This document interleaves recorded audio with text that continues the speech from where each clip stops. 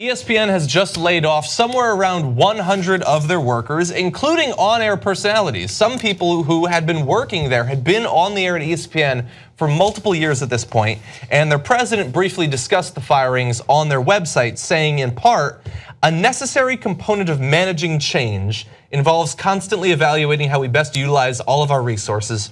And that sometimes involves difficult decisions.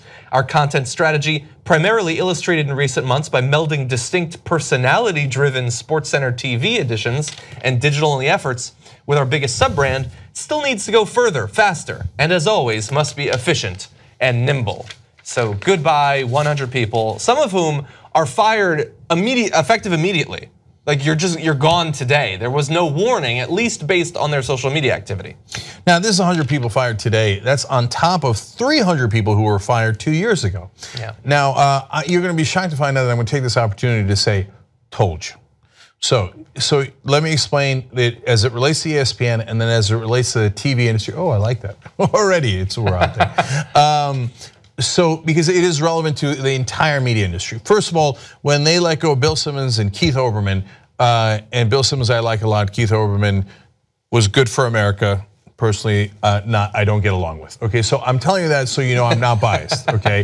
And they said, oh yeah, they're troublemakers. Bill Simmons said something about the NFL. Keith Olbermann is a massive troublemaker, but he wasn't at ESPN. To be fair to him, he didn't do anything wrong, right? I'm like, that's curious. Now Simmons, I think, was making $5 million a year. Olbermann gets paid a lot of money, etc. I'm like, no, what's happening here is not that. They're throwing things overboard, right? They're like, that's a big salary. We can't keep the plane in the air. Throw it overboard, throw it overboard. You're mixing your metaphors there, but I get where you're going. Yes, you got it, right? Yeah, it's like you just throw more coal in the engine, okay? Just throw more coal in the engine, okay? And then lube up your skateboard wheels and just keep going into the future. Okay, so now why is it happening? In October and November of last year, ESPN lost 1 million subscribers. So now it's partly has to do with ESPN and partly has to do mainly though with the industry of cable TV. So it's falling apart.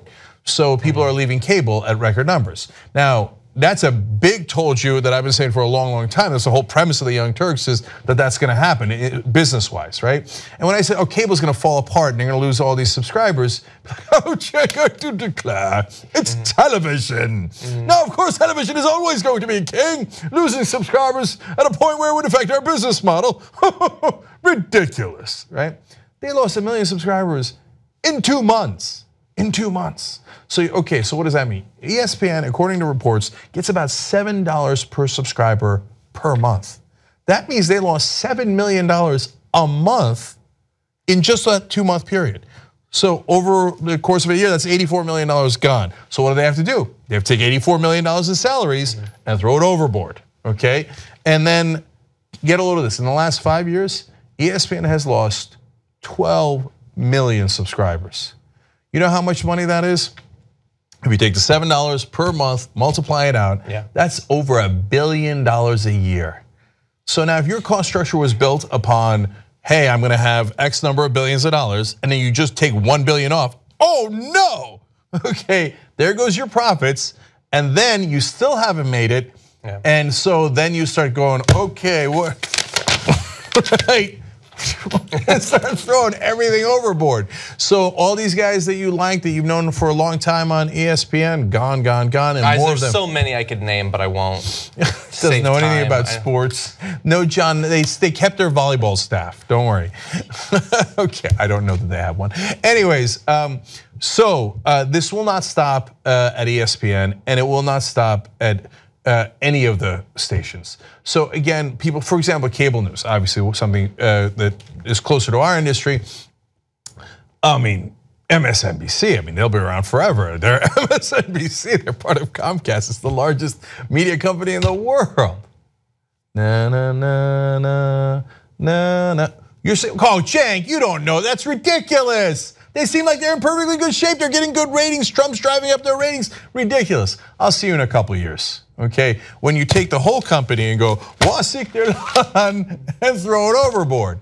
And what did I say about how things will have to be structured in the past? I said passionate will always beat dispassionate. right? So the Wolf Blitzers of the world, they ain't gonna work on online, right? And you have to be personality driven, whether you like it or not. What did ESPN just say? We are going to restructure towards personality-driven SportsCenter TV editions. Huh, interesting. In hindsight, it's amazing that anyone found a way to talk for hours without personality. Isn't that amazing? Ever. That's such a great point by John. So the guys on TV, and I have debates with them, they say, no, Cenk, you don't understand. What America really likes is lack of personality. I'm like, okay. Look, I like a robot as much as the next guy, but I'm a human. Yeah. That's what we have is personalities. And I got no beef with ESPN. And I watch ESPN from time to time. I'm not trying to pick on them. I'm just telling you that it's a industry-wide trend and things are gonna start falling into the ocean in the cable world so quick, it's gonna make their head spin. So seeing how it works, I used to watch constant ESPN, Loop, SportsCenter, those things that happen. What you'd get is the same show with different hosts, and you could tell it's the same written script. So when with Scott Van Pelt, SportsCenter is the type of thing, right? They're doing it that way. It's the personality-driven thing. Yep. So it's gone that direction because they know now it's changed up. We were used to it. Now there's options. It's the same thing. You're going to talk about net neutrality and options in your market.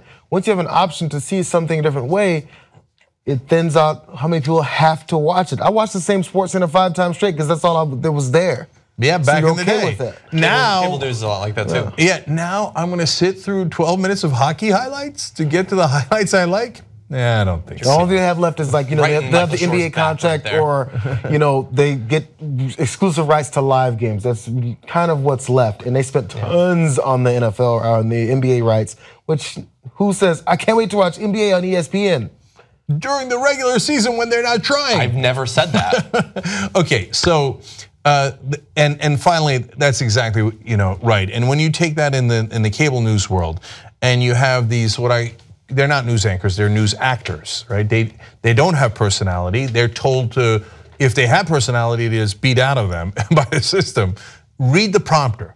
Now, Wolf Blitzer, for example, I'm sorry I pick on him. That's nothing personal. I don't know the dude at all, right? But he's been reading that prompter for what, 20 years straight? Never had one emotion and couldn't have an emotion if his life depended on it, right? We don't do personality. We just hire these actors to read the prompter that has been written for them.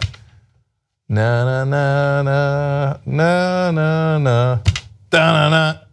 No, no, no. Our journalism drive is almost over. It ends in Trump's first 100 days. We need to hire more reporters and more watchdogs. Let's do that right now at tytnetwork.com/go.